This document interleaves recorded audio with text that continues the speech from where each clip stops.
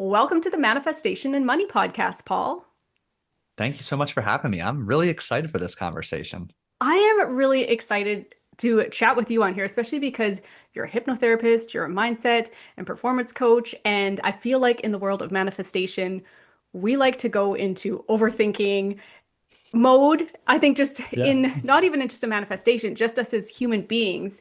And I Yeah. think getting into digging and talking about the subconscious mind and stuff we can do around that is going to be a very intriguing topic. So I would love for you to start with sharing with the listeners just who you are and kind of what your story is. Happily. So, my name is Paul Salter. I'm a high performance hypnotherapist and mindset coach. And I primarily work with CEOs, executives, entrepreneurs, ambitious professionals who feel stuck and continue to get in their own way, holding themselves back from the success and dreams they desire. And specifically, I use hypnosis to help them unlearn the destructive beliefs, feelings, thoughts, and behaviors that lead to them kind of getting stuck in that 2 steps forward, 3 steps back pattern. And crazy enough, it's crazy for me at least. This is year 17 of coaching for me. I've been fortunate enough to have coached thousands of individuals during that time frame. And my journey to get to where I am today is quite unique. The early chapters of my coaching career were as a sports dietitian, working at the collegiate, professional, and Olympic level, helping these world-class athletes maximize performance, body composition, recovery. But what was so interesting was these are individuals being paid millions of dollars to take care of their body, to rest, sleep, and eat well. But just like you and I, Jenny, who fortunately or unfortunately are not high level professional athletes, they too struggled to do what they knew they should to be doing. They too had these limiting beliefs, these fears, these sabotaging behaviors that kept them stuck. So I really latched on to that observation. And I spent the next 10 years as I pivoted away from the sports area helping primarily women stuck in the yo-yo dieting cycle, losing and regaining the same 20 to 40 pounds over and over. And rather than just being the dietitian who provided meal plans and nutrition education, I did next to none of that. I focused on helping them unlearn and lose the limiting beliefs and the emotional baggage that led to them remaining stuck in that pattern. And absolutely love that chapter of my life, but the universe had other plans. And after 10 years in that area, I took a hard pivot and played poker professionally for a couple of years. And about 6 months into that journey, I felt I was outworking everybody. I was out studying. I had the coaches. I was doing all the things I was supposed to have tons of money. But what was actually happening was it felt like I was lighting money on fire and losing money very quickly. So something needed to change, and I wasn't quite ready to give up yet. So I asked for help. I hired my own mindset and performance coach. She happened to be a hypnotherapist. This was my first introduction to hypnosis. And in a very short amount of time, I suddenly found myself earning more money, playing for more money than I ever thought possible. Yet the impact she had on me as an individual, confronting my own limiting beliefs, fears, my relationship with money was so indescribable that it felt like that was the next evolution of my coaching.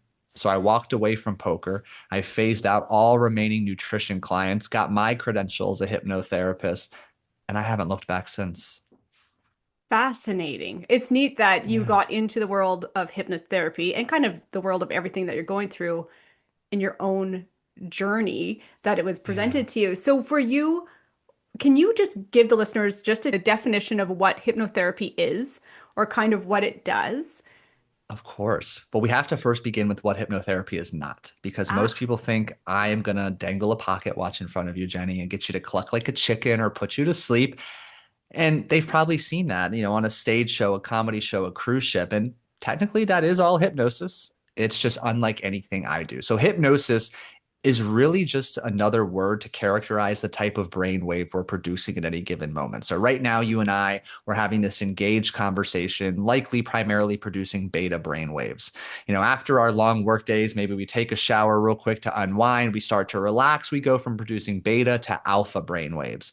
When we fall asleep at night, we produce delta brainwaves. Well, there's a sweet spot in the middle between slight relaxation and deep sleep where we produce what are known as theta brainwaves. That is the hypnotic state. It's the same state you're in the moment you transition from sleeping to waking in the morning, when you're caught up in a good book, your favorite TV show, or you're deeply lost in that flow state working on a creative project you love. I share that just to normalize how safe and natural hypnosis is. Everybody's been in hypnosis multiple times today already.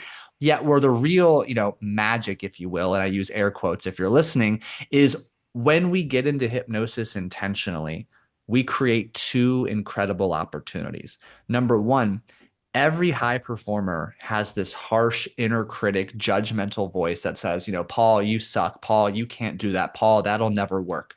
Well, we quiet all of that nonsense and negativity in hypnosis. Second, and perhaps the juiciest part, if you will, is we connect with your subconscious mind. And your subconscious, as many, if not all of your listeners know, influences 95% of what you and I do every single day. It's home to our memories, emotions, beliefs, and habits. So I'll use hypnosis to get to the crux, the core of when you learned that limiting belief, that fear, that sabotaging behavior, so we can do the work to unlearn it. Take that energy to build a new belief, a new set of complementary behaviors that aligns with the person you desire to become. Wow. And how long do you find that takes a person? Like if you're doing a session with somebody, Mhm. I mean, it probably varies too, right? Like if you're trying to take somebody back to where that limiting belief started, that to Mhm. me sounds like it takes time, but maybe it doesn't. How long does it usually take? Yeah, you hit the nail on the head where everybody is so unique. It can be one session. It can be but I structure my calls to be between 60 and 75 minutes. The actual hypnosis portion is 25 to 28 minutes, if you will. I mean, the more therapeutic technical term is a regression. We're doing a fast timeline style regression, if you will. I mean, we can get there immediately depending on how intense, pressing, or limiting that fear, belief, or pain is. Sometimes it might take a few sessions because that's so enmeshed in that person's identity. The subconscious has no shortage of defenses and resistances to make it challenging because once that block or that belief is unlearned, let go of, or removed, a new identity must emerge. And our subconscious wants to protect our identity because it's safe, familiar, and comfortable. Okay, so is our identity is embedded in our subconscious, or our subconscious is holding on to our conscious version of what our identity is.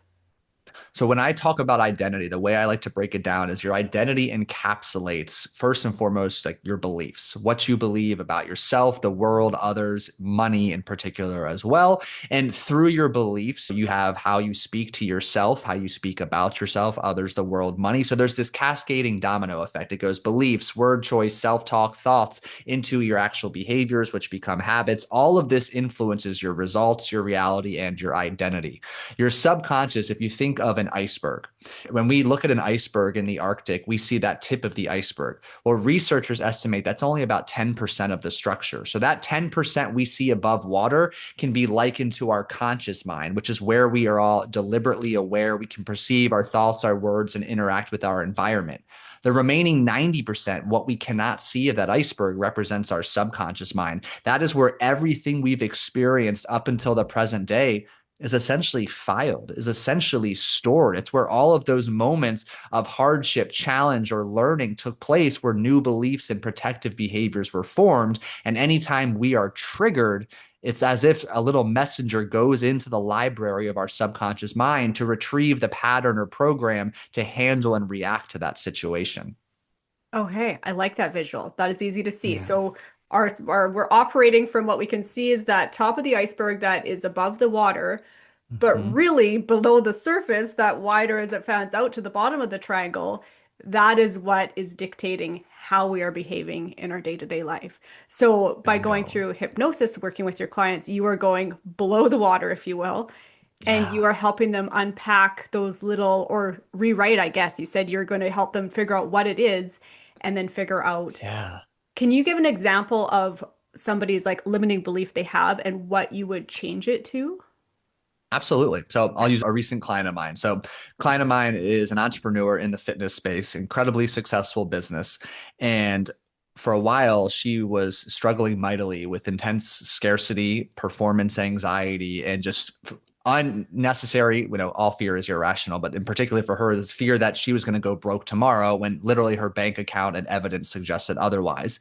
And as we begin to unpack her story, she grew up raised by a single mom. Dad was not in the picture. Single mom worked multiple jobs, almost like she was always working to give her daughter the opportunity to have all of these amazing, incredible opportunities to grow, to live a wonderful life. Well, simultaneously, mom is working all the time. There's barely ever extra money. There's always just enough. And through her childhood, she begins to absorb mom's attitude and relationship toward money and mom's emotion towards money. And it sounds cliche, but for her, it was literally like rich people are jerks. Rich people are so lucky. Why do they get to have money and I don't? Here I am as a single mother working three jobs. Life is unfair. There's never enough. And there's a concept that really describes this called your emotional home. And it's basically you unconsciously pick up on the emotions that are most present in your environment during your upbringing, and you unconsciously try to get your fix of them, even in adult life, because they are safe, familiar, and comfortable. And that's all your subconscious wants. So for my client, two things were at play here. Number one, mom thinks rich people are jerks. How dare I become rich? How dare I make a lot of money? Because, second, most of us still forget we're a very tribal, community centric species. We're wired to belong. That's how our species has survived for as long as they have. So, for her, if she were to keep making more and more money, there was a real threat of fracturing that relationship with her mother. But how dare she? The sacrifices her mother made to give her these chances. So, what was happening is for a while, she was playing really small and getting in her own way when it came to growing her business, not delegating, not scaling effectively. And we were able to uncover this lack of safety making more money and help her literally understand that these beliefs and emotions around money, wealth, and abundance, they weren't hers. They were her mom's. And we can get into some really unique symbolism and metaphors in that deep hypnotic state to almost literally get her to feel as if she's giving back these beliefs, these feelings, emotions, behaviors. And then we get the opportunity to write and create her own.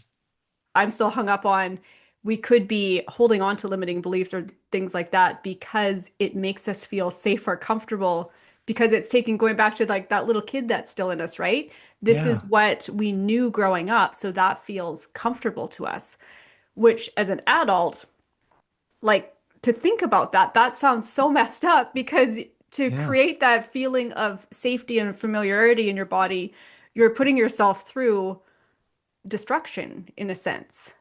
Yeah, like as crazy as it sounds, you're absolutely right. Your subconscious would rather have to deal with uncomfortable challenge because it's familiar versus unfamiliar success. Even though you say you want success, your nervous system sees it as a real threat. Your subconscious says, absolutely not. It's so incongruent with the identity we've created over the years. I'll find every sneaky, unconscious, sabotaging behavior I can to bring you back to this place of comfortability and predictability. Gosh, we're weird. Us human beings Yeah. are weird. When you look back to the wiring behind us, and I know you're talking about CEOs and high performers and stuff, but this is in all of us. This is Yeah. right down to our essence of being a human being. We are wired this way. So it's fascinating that you can go in and essentially rewire how you are as an adult now, even if you've been operating this way for decades now. You can go back in Yeah. and rewire it. And like I said to you before the show, I love a good pivot. But to me, by doing hypnotherapy, you're allowing yourself a mental pivot. You're no longer Mm, operating from that same blueprint, I guess, if you will, then you are yeah. coming out of sessions and having a new kind of blueprint and way to move forward in life. It's Well said. fascinating. And I love that you really latched onto the word wiring because you're spot on. We are wired to survive, not to thrive. But every single one of us listening and engaging in this conversation wants to thrive. So it is literally an uphill battle fighting these invisible currents and resistance to stand out from the average, from the tribe, to thrive. And it takes work. It's uncomfortable. It's challenging. It involves retraining your nervous system that success, wealth, abundance is safe and letting go of the emotions and beliefs that are holding you back. Yeah. So alongside hypnotherapy, I just want to know if you have a tool or a tip or somebody that's listening could say, "Ah, I realize I might have some of this stuff going on. I don't have access to a hypnotherapist, which, by Yeah. the way, is a lie. We all have access to people like you online. But right now, in this moment, if you were to say, go try to do this to see if you can either dig into a limiting belief or empower yourself to a new belief. Yeah, so I'm a big fan of a daily stillness and silence practice. And admittedly, a little biased towards journaling, but what I'm getting at is there are no shortage of things and internet and technology competing for our attention every second of every day. It is incredibly challenging to sit and be still in silence for 10 minutes. And I mean, no email, no phone, no music, just with yourself and your thoughts. There's a quote that I love that to this day I still can't remember who to attribute it to, but the quote is the voice of your subconscious mind, your intuition, your all knowing self is silence. So by cultivating a practice, 5 or 10 minutes a day of daily silence and solitude, it's a chance to come home and connect with yourself, to go inward and really shed some clarity and light on the truths that you already know. Because candidly, if you're listening right now and you're resonating with this conversation and you know you have some scarcity or limiting beliefs around money or next level abundance, you likely have at least an inkling of why that is or where it comes from. But that inkling is often crowded out and clouded out by the noise of everyday life because you're not taking or making the time to sit with yourself. So, in addition to that, we latch on curiosity. Non-judgmental curiosity is how we're going to reflect on what comes to mind during those moments of silence. And we're going to begin through that lens of non-judgmental curiosity to start to uncover either where and how we're getting in our own way, where our beliefs around money came from. Are they even ours? Spoiler, likely not. And from there, that awareness can begin to lead us down the right path of connecting with the right people or taking the right actions. Fascinating. Thank you for sharing that. Yeah. And I just, this is totally a random question that came up. Have you ever had somebody fall asleep while you're doing the hypnosis process with them? One time, and Okay. it was the funniest thing. So all my sessions are virtual. I've done thousands and thousands, all virtual, because if you were to come into my random office, you don't like the lighting consciously or unconsciously, or it smells bad, you're literally, your guard is up. Physically, you're protecting yourself. You're much less likely to want to open up and let your guard down metaphorically as well. So in a virtual space, when I work with my coach, I lay down in my own bed. I put my eye mask on. You're in your comfortable environment. But back to your question, I had one client who did fall asleep and I noticed it. I've got several tools to kind of bring you back up if I need be. For her, clearly she just needed to sleep right then. And I continued with some different strategies during that time. And it was the funniest thing when she woke up. That was the best session of my life, yada, yada, yada. I didn't even tell her she fell asleep. And then, like, 2 months later, because that was our last session, we reconnected and I told her, and she's like, oh my gosh, I had no idea. Oh, that's funny. And when a person is asleep, are you still able to talk to their subconscious? Absolutely. Yeah. Okay. Subconscious is always listening. Yeah. So That's you're why, you're too. still doing the work then, even though she was laying there Yeah, having deep rest. absolutely. And people, like, listening, probably, I would imagine some of your audience has tried some type of tape or YouTube video before sleep. And, money manifestation video on YouTube or an abundance soundtrack or meditation. It's okay if you fall asleep during those. You're still getting benefit while listening. Don't think you failed or messed up if you happen to fall asleep. I love that permission slip. That is good to Yeah. know. And I would love for you to share what you think your biggest piece of advice is for someone to go out and create a life they love.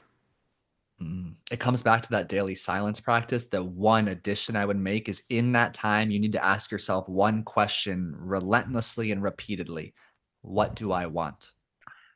It's so easy to make a huge list of all the things you don't want in life. But too often, because of society or our upbringing, we have been conditioned to not share what we want. Maybe it wasn't safe to speak up, it wasn't safe to share an opinion when we were younger.